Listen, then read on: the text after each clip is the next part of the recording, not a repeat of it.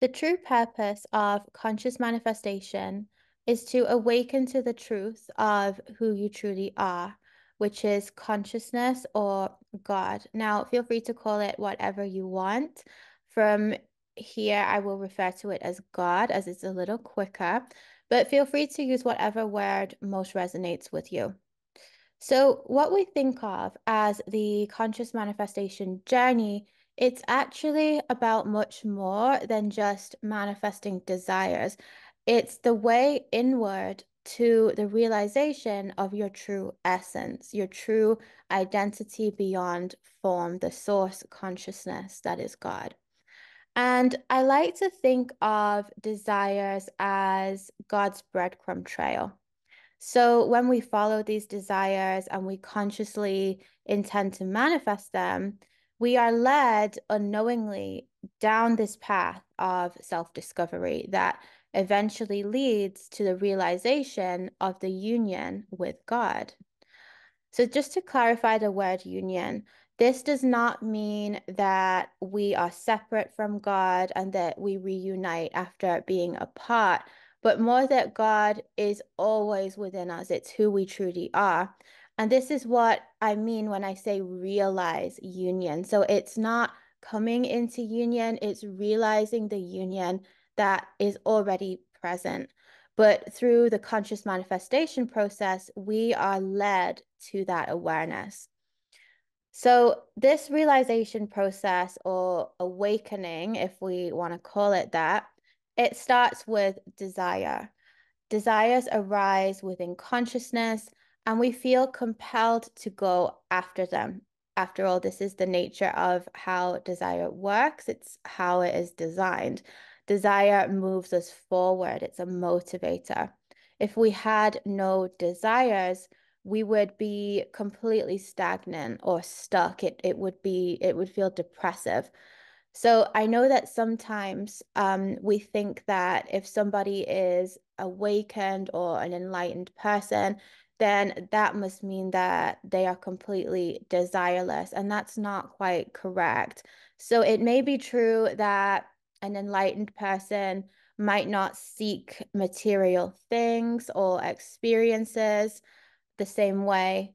They may not draw an identity from objects or achievements, but everybody is motivated by desire, even on the most primal level. Eating is a desire, sleeping is a desire, breathing is a desire. Even the devotion to God comes from desire. So desire is always playing a role. And the deepest desire of all, the desire of all desires, as I like to call it, the ultimate desire that all desires are an expression of, is the realization of union with God. It's oneness. And this is what all desires are leading us to. So desires are not sinful, they're not wrong or ungodly or whatever mainstream religion might have us believe. Desire is important because without desire, we wouldn't move. There would be no forward motion. Desire is what evolved the species, right? So we wouldn't be motivated to realize the true nature of self if it wasn't for desire. So when you first come across manifestations, whether it's through books like The Secret or it's these more pop culture style references to manifestation, even if they are a surface level of understanding of what is truly going on, they act as an initiation into this awakening. So everything does have its place. Now, there are many ways to awaken. It's not just through the experience of conscious manifestation. So, for example, near-death experiences can cause someone to awaken. Prolonged periods of depression can cause someone to awaken. Zen Buddhism could cause someone to awaken. But right now, I'm addressing the path of conscious creation, which we usually refer to as manifestation or the manifestation journey, so to speak. So when we first discover manifestation, we apply the teachings in order to manifest certain desires, whatever they may be, whether it's more money, a loving relationship, a family, better health. It doesn't matter. The specifics or the object of the desire, it's not really important because the desire will just be whatever motivates the self. This is why we all have different desires, because the desire is in line with the character that we are playing. So we apply these teachings in order to manifest these particular desires. And what we don't realize through this relatively naive approach of trying to get things or trying to manifest things is that what is going on deeper is that something is stirring under the surface. You're actually starting to awaken to the truth of who you truly are. You're being led to your own awakening through these particular desires and through following that flow, that motivation that is arising within you. But most people don't realize this for quite some time because we tend to fixate on getting the desires. And we might only realize this after a period of suffering. And this suffering actually functions to wake us up from the illusion. So desire is important because not only does it motivate us forward, not only is it that forward push, it shows us the limitations that we believe we have. It shows us the identity of self that we are embodying, that we believe ourselves to be. So when we try to manifest a particular desire, the identity of self that is in response to that desire gets reflected back to us in the divine mirror. The divine mirror is reality as you perceive it. It is the manifested world, or as some people like to call it, the third dimension, the 3D. And this mirror, it reflects back to you all of these different identities of self that we embody at any given time. So, for example, if you desire a loving relationship, but the experience that you're having is that you are abandoned or rejected or mistreated, or perhaps that you feel love is not available to you and that everybody else has it, whatever it may be, this is all showing you the identities of self that you have taken on as part of the dream character that you are embodying in this dream. And it's a common phrase in the manifestation community that the mirror shows you who you are, but this isn't quite correct. It doesn't show you who you are. It shows you who you are not. It shows you who you have confused yourself to be. You're not rejected, abandoned, unlovable, unworthy, or any of these things. But if you believe you are, if you are embodying that on some level, whether it is conscious or unconscious, the mirror will illuminate this back to you. It will illuminate your beliefs. It's a feedback mechanism designed to help you. So if there wasn't a mirror, you would not know who you were being. You would have no access to the identifications of self. And this is where I like to bring in the example of an actual mirror because it works the exact same way. Often we think of the world is a mirror as if this is some kind of poetic notion, but no, it is literal. It is literally a mirror. It's not like a mirror, it is a mirror. So in the same way that if mirrors didn't exist, you would not know your own face. You would not have any access to your own face unless there was a mirror or reflective surface mirror reflecting it back to you.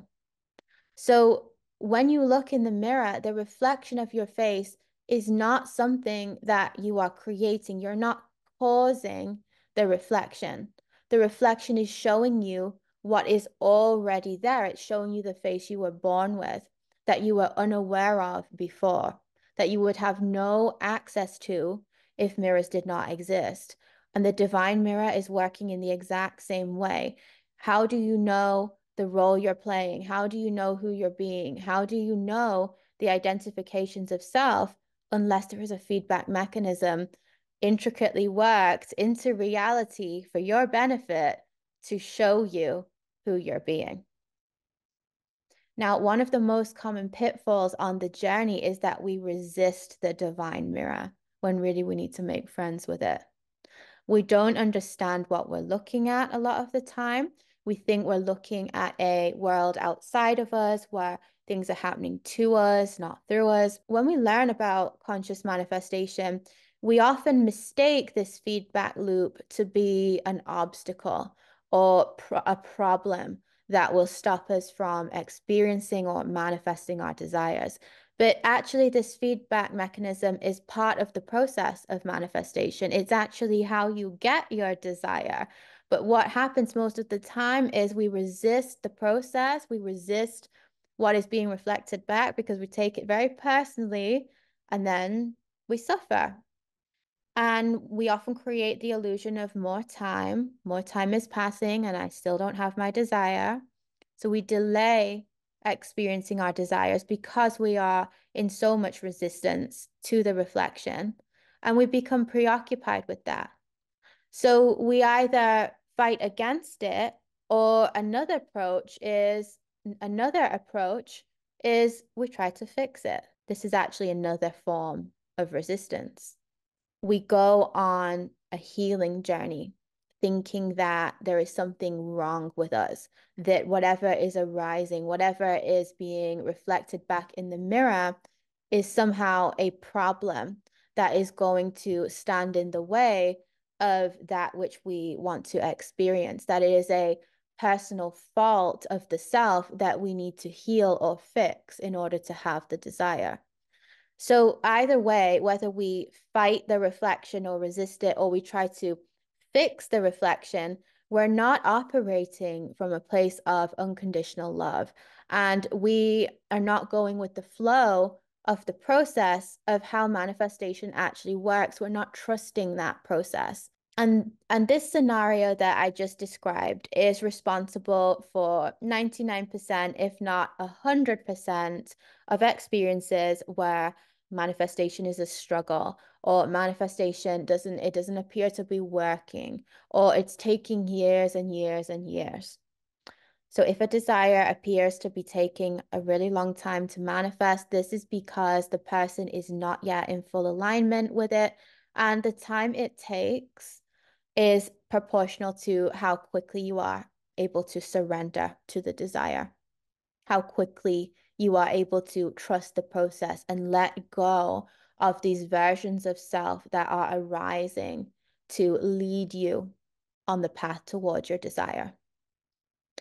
If you understand the reflection, or the feedback, as I like to call it, the way it's intended, without resisting it, without making it a personal problem that you need to heal or fix, and you use this to release the identifications of self that are being shown to you, this brings you into further alignment with your desire. And if you relax and trust the process and persist in letting go of all of these identities as they arise in response, it will manifest. The desire will manifest in physical form, and you will experience it. So that is the most straightforward path. It's the path of least resistance.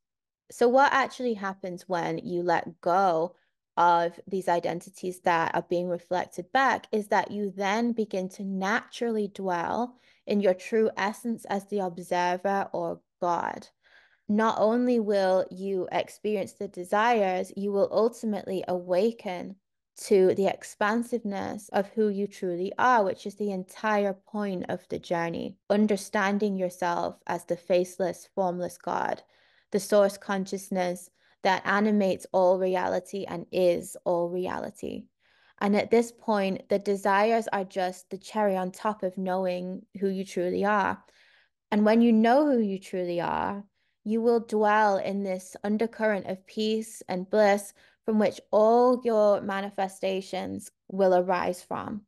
And this is what is referred to as the kingdom of heaven in the Bible. You may have heard the quote, "Seek ye first the kingdom of God," i.e., realize who you truly are, "and all of these things, your desires, shall be added unto you."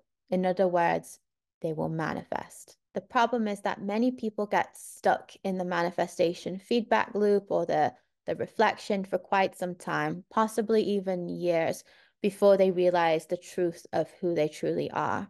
And when we don't understand the mirror for what it is and we're working against it rather than with it, we're seeing it as an obstacle rather than a problem, we actually create more suffering for ourselves. And this suffering, it has a divine purpose. We create more suffering for ourselves because we are in so much resistance to what we're being shown that we're actually going against the process. But when you embrace it for what it truly is, you will awaken and conscious creation will become easy and effortless from there.